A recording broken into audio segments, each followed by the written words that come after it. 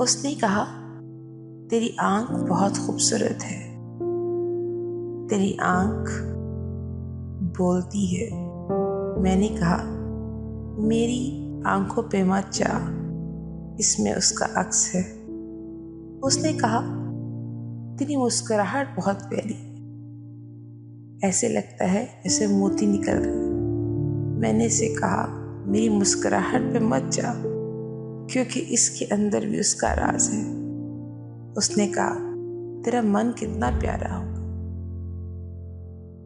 मैंने उसे कहा, मेरे मन पे भी ना जा, इस पे भी उसका ही राज है।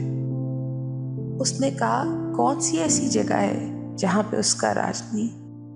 मैंने कहा, वो हस्ती ऐसी है जो हर जगह बसती है।